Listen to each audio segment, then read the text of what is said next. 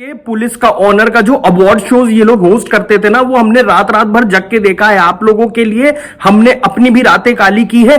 At least जब अब जरूरत है इंसाफ की तो प्लीज हमें पीछे मत छोड़िए। मैं इतना ज्यादा आहत हो चुका हूं इस चीज को जानकर कि इतना बड़ा देश, इतने सारे लोग एक साथ एक चीज पे लगे हुए हैं और रोज कुछ ना कुछ नया फैक्ट निकाल के ला रहे हैं। कोई सिग्नेचर का प्रूफ ला के दे रहा है, कोई ये भी कह रहा है कि आप डेटा चेक करो, लोकेशन चेक करो, उस घर के अंदर वाईफाई से कनेक्टेड होने वाले फोन्स चेक करो, इवन सुशांत के फोन्स की लोकेशन तो चेक करो। लेकिन हम बताएं किसको? मुंबई पुलिस को बताएं। ये वो मुंबई पुलिस है ना जिसके लिए क्राइम पेट्रोल और सावधान इंडिया जैसे ऑनर में शो बने हैं।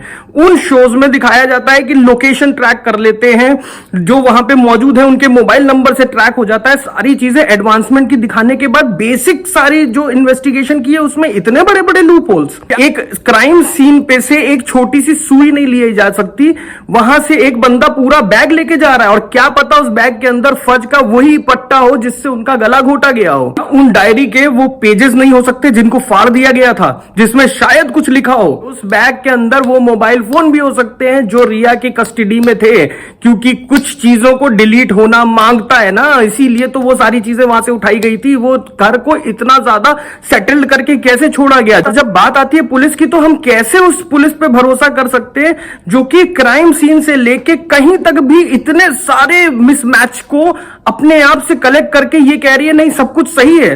आप अपने मिसमैच को सोचिए तो कम से कम क्या क्या हुआ रिया के साथ। जितनी भी डिस्कशंस हुई, मैंने सिद्धार्थ पिठानी पे एक वीडियो बनाया था जिसमें मैंने बताया था कि सिद्धार्थ पिठानी 2 चैनल्स पे आके कहता है कि मैं पहले अहमदाबाद से आया, मैं कभी जयपुर से आया है। उसके खुद के वर्डिक्स क्लियर नहीं थे कि वो आया कहां से है सुशांत सिंह राजपूत के पास। बहुत ज्यादा दुर्भाग्य था सुशांत सिंह का कि वो धरती से इतने जुड़े हुए थे कि ऐसे 2 कौड़ी के लोगों के साथ वो रहना भी पसंद करते थे और उनके साथ अपनी स्पेस शेयर कर रहे थे। नहीं तो जिस तरीके का वो सुपरस्टार था, उसको तो इतना एरोगेंट होना चाहिए था कि उसको निकाल देना चाहिए था लोगों को, लेकिन वो वैसा नहीं था क्योंकि उसकी अपब्रिंगिंग वैसी नहीं थी। और जब अपब्रिंगिंग की बात करता हूं तो मुझे शिवसेना याद आती है, शिव की सेना। इसी तरीके से हम देखते हैं तो क्या हम उतने रूढ़िवादिता में फिर से पहुंच गए हैं जहां पे यूपी और बिहार के लोगों के साथ वही वाली सलूक किए जाएंगे? और ये इसी वजह से, क्योंकि मुझे ऐसा लग रहा है कि ये वही ईगो है जो आज दिखाई दे रहा है कि नहीं इस बंदे का केस कैसे सॉल्व करवाया जा सकता है। बाला साहब की शिवसेना है ये, जो रक्षक रहे हैं मुंबई के, जिन्होंने मुंबई में एक परिंदा भी पर मारता था तो बाला साहेब उसकी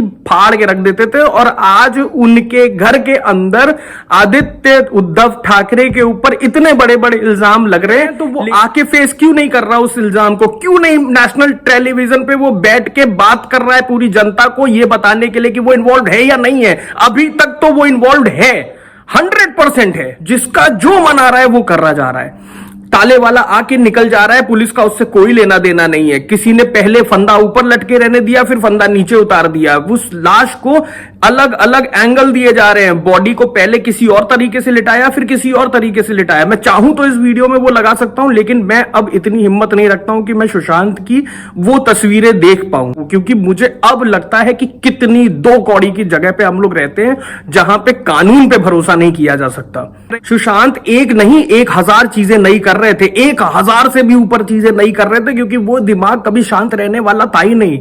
जब तुम लोग पैदा कर सकते हो एक डॉक्टर जो ये बता दे कि बाइपोलर डिजीज था और वो डिप्रेशन का शिकार था, वो कहां से अमेरिका से उठा लाया किसी एक एक्टर को जिससे तुमने वो सारी बाइपोलर और दुनिया बरखा दत्त। शर्म आनी चाहिए तुम्हें, शर्म। क्यों ऐसा कर रहे हैं यार आप लोग? वो इंसान बहुत सुपर क्वालिटी का था, वो फक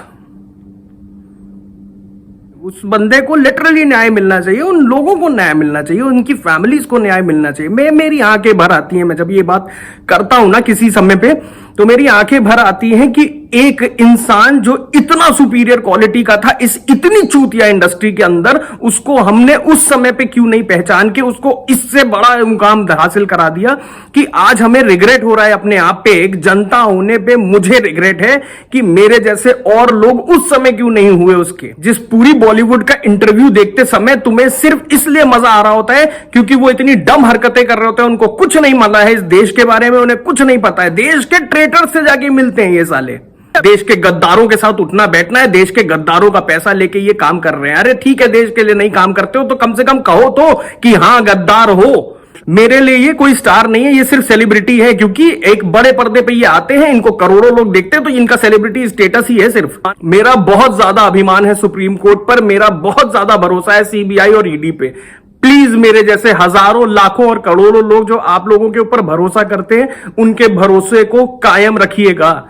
किसी भी हालत में जस्टिस सर्व होना चाहिए। वो लड़का सुसाइड नहीं कर सकता, वो लड़का सुसाइड नहीं करके गया है, उसको मारा है। और अब आप सबको ये पता है, छोटे छोटे माइन्यूट से डिटेल्स के बाद सबको ये पता है। प्लीज मेरी रिक्वेस्ट है, प्लीज किसी भी तरीके से जजमेंट में कोई कमी नहीं आनी चाहिए। इन सब कातिलों की सजा होती हुई देखनी है।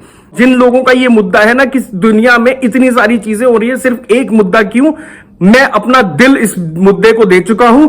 मेरे जैसे कुछ लोगों को इसी मुद्दे पे रहने दो, बाकी लोग उधर फाइट करो, और भी चीजों के लिए फाइट करो। जिस दिन यहां से न्याय मिलेगा, हम दूसरी चीजों के लिए भी फाइट वैसे ही करेंगे जैसे आज कर रहे हैं।